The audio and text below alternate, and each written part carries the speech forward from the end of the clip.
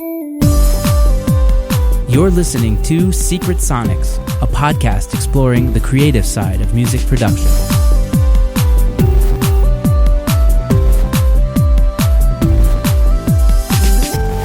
Hello, and welcome back to Secret Sonics. I'm your host, Ben Wallach. My guest today is Rick Barnes. Rick Barnes is a Chicago-based producer, engineer, musician, and owner of a pretty great studio called Rax Trax Recording. He has recorded hundreds of records for people over the years. Some notables he has worked with are jazz greats Kahil El-Zabar and David Murray, blues legends Coco Taylor and Eddie Clearwater, Willie Kent, Otis Clay, and Buddy Guy. Rock notables include Bun E. Carlos, Alejandro Escoveda, Nicholas Tremulous, and many more in all genres. In addition to producing, Rick also plays guitar in the Chicago band Nicholas Tremulous and the Prodiginal Nine. He also teaches at Columbia College in the music department, helping young up-and-coming musicians. Former guest of the show, Noam Wallenberg, recommended I reach out to Rick, so it's a real pleasure to have him on. Welcome to the show, Rick. Great. Thank you, Ben. Thank you for inviting me. This is great. Very cool. Yeah, absolutely. So tell us a bit about how you got started getting involved in music production. Okay. Well, I started out as a musician, and I was in said band, this Nicholas Tremulous band. I joined that in a long time ago, back in the ancient days, and because I started as a musician, I used to play anything, rock bands. I was in lounge bands. I did cruise ships. I did, anything to make money. I was a musician, so it was like, anything was possible. I'll guitar player for hire. So I landed with this band, and we were fortunate enough in Chicago at the time. Nobody was getting signed out of Chicago. This was pre Smashing Pumpkin days. And we got signed to Island Records. Chris Blackwell had heard our music, flew to Chicago, saw us perform, signed us up to a record deal with Island. And exciting days, man, very exciting days. And anybody that got interest in Chicago was like an instant celebrity. So it was a lot of fun back then. So I started that way. And what I did is I hung out in the studio. I really was interested in production. I was really interested in how we were going to make the record. I had a big knack for production. Everything I suggested was pretty favorable to the then producer. And I said, "Hey, man, this is a good thing for me." I didn't feel like I was a prodigy guitar player. I'm good, but I'm not a prodigy enough to make a huge living playing guitar. So I made a point of, this is something I really want to get into. I can still play, but I want to do production. So I started like everybody did in the day. I started buying equipment. I started with a 4-track Tascam tape machine, and I actually started doing a lot of early MIDI stuff. This was back in the 80s, and MIDI was the brave new world, man. It was the Wild West. Because it was... Wow. What year did it come out, MIDI? MIDI, I thought, was 85 or something. Yeah, that sounds about right. And it was, oh my God, it was super exciting. It was like, holy crap, you can do this sort of stuff. So with my tape machines, we used to bounce. We used to do Beatles sort of recording. We'd have to bounce everything because I only had 4 tracks. Then I got an 8-track player, and then I was starting to combine things with MIDI. And that was a gas because there were also keyboard players. That was in the days of early sampling. So sampling was unbelievable. That was just another creation that what people took advantage of. Like people that didn't have money would get together and buy a keyboard called the Mirage. There was a company in the past called Ensoniq, which created this really cheap, cheesy-ass sampler that, oh my God, it had initially 2 seconds of sampling, and then they expanded to 8 seconds of sampling, and then, the whole world would open up. Oh my God, 8 seconds. And basically it was so cool because what technology was being used, and this was an affordable technology. So who were the people that could gravitate towards this really kind of low price technology? Was house kids. So house music had a big start in Chicago, and I was in a right place at the right time. So I did a lot of house music production back in the early day, just trying to make money. I worked for some real sleazy record label, and oh my God, I got stories like crazy about that. But we can't go into that. But it was really it was fascinating, man. The kids, the house kids were great. I really enjoyed working with a lot of the performers. One guy in particular, Marshall Jefferson, he was really great. Jesse Saunders. Oh boy, who were some of the other guys? Vince Lawrence was another guy that was doing really well, and there were a lot of nice Chicago people that did well. So I did that along with doing the band things and this and that. Again, once I got a little recording set up, I started to do anything again for money, and I landed. A friend of mine was a commercial music producer, and we worked on commercial music tracks. That was great because I was really making money that way. Yeah. And it was fun. It was fun. Like we did department store swimsuit ads and goofy stuff like that, Yeah.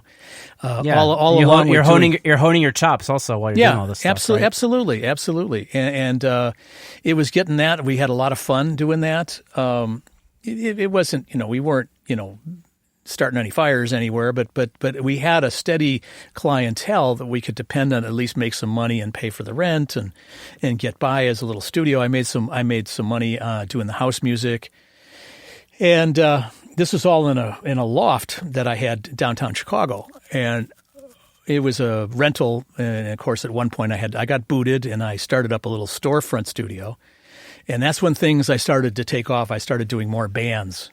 So I started a really crappy little storefront studio. It was in a dilapidated building we used to call the crack house because it looked really scary, dude. It was really bad. This is still the 80s, right?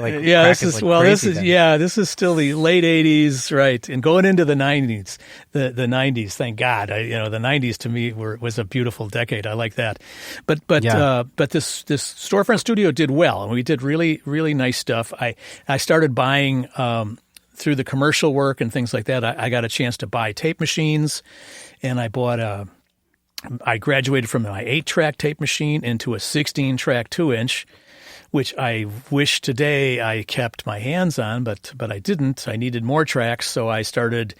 I bought a 24 2-inch, of course, and then doing that sort of stuff back in those early days, I was a master of syncing things. This is what you had to do because we didn't have unlimited track counts like we do today. So you had what I think the epitome of my setup in the old day, like in my little crack house place, was 24-track tape machine. I had a nice console. I had a soundtrack console, which I think I then bought a Neotech Elite, which was a fabulous console, really, really the Chicago made. And there's still some floating around, man. If anybody, just as a hint, if anybody was looking for a console, the Neotechs were really wonderful boards. But anyway, so what I would do is I had 24 tracks of tape. Then I had Roland put out a really kick-ass sampler. It was a digital tape recorder, 8-channel digital tape recorder, proprietary. It was a little box, really difficult to get around. But that was kind of Roland's answer to Pro Tools, because Pro Tools was just starting up. But it was also very, very problematic. Pro Tools, would use, people as guinea pigs to test out, to beta test. They put out products that were faulty. They really did. I mean, it would crash like crazy. So I didn't jump into Pro Tools right away. I did the Roland, which was very dependable and had great sound. So there's another machine like that I'm thinking about that I don't remember what it's called. Well, the radar. Right? The radar was awesome. That was awesome machine, absolutely. But see, that was more big league too. That was super big league. That radar was expensive. I would have loved to have gotten one, but the way I could afford to operate is tape machine. Then I would SMPTE stripe my 24 track, and then I bought a synchronizer that I think it was called the Timeline, the Microlinks Timeline. And then the SMPTE goes into the Timeline. The Timeline then spits out sync information, to all my slave machines, of which the digital tape machine was one of my slaves, and then my computer was another slave, and I would run my software programs, which at the time was Studio Vision. And never even heard of it. Oh, man, that was a great program. They were one of the early sequencing MIDI programs that started having sound capabilities, sampling capabilities, so you could actually record into Studio Vision. So that was like kind of like, a la Logic. It was, sure. but that had to, again, you have to think of those days as a progression of technology, and so Vision did that, and for some strange reason, poor Vision went out of business. I adored them; they were a fabulous program, very intuitive, very cool program. And but who knows? Who knows why companies drop out of sight? But they did, and then I had to jump into Pro Tools, and I think. But all the way through the 90s, at that point, what I did with Pro Tools is I still was doing the syncing. I did tape. Oh, another thing, this is exciting for me to talk about because this is like I haven't thought about this stuff in a long time. Well, another bit of machines was the digital machines like a la Alesis, what were those crappy cassette, you put the video tape in it. I had a Tascam version of that called the DA80s. The DA88s, and they were 8 channels per box. They were big 3-space racks that you recorded digitally. You could record onto these like VHS looking. Probably none of your audience knows what VHS tapes are, but they're kind of like. I'm assuming some people do. Okay, but they're like big giant. I grew up on VHSs. So. Okay, but they're big giant cassettes. Let's put it that way. Yeah. Okay, right. I've seen pictures of them. Right. So I had 3 of those too. So my God, man, some of my stuff was 24 tracks of tape, minus 1 for the SMPTE track. Then I would slave 24 tracks of the D88s. And then I would have 8 tracks of the Roland Digital, and then I would have my computer. So all this, it was just fascinating. You roll back the tape, you hit the go button, and everybody's kind of going chunk, chunk, chunk, chunk, chunk, chunk, chunk, rattling away, and then everything's locked. It was just miraculous. And I was very proud, that was, it was a ton of tracks for, it's just, you needed the ingenuity, to do stuff like that. It was pretty cool. Wow. Yeah. Were there like the 96 channel boards in those days, or I'm assuming there were. Well, right? Yeah, some of them you'd have to double up on. Right. Yeah. They were like inline consoles where you'd have 48 and they were double. You'd have a top and bottom arrays. Yeah, it was fun, and of course everything had to go through the board. Right. Because we were still mixing through the boards, doing everything through the boards. I didn't even conceive of mixing in the box back in those days because, the plugins weren't there and anything else wasn't there. For sure. Right. Wow. Yeah. So you were just like, what were you doing in like the Pro Tools at that time? You were just like, capturing the stereo bus, or is it going back out? It's funny what I did with Pro Tools. Like, let's, fast forward a little bit to like 1999, and that was my first record in Pro Tools. I had a client that said, "Hey man, let's do it all in Pro Tools," and I was like, kicking and screaming, and I say, "Well, I love my tape machine," and okay, and it was great. It really turned out great. It was a band called Swimmer at the time, and they were really very cool, kind of hip hop, live, very, very. We used to call it trip hop back in those days too.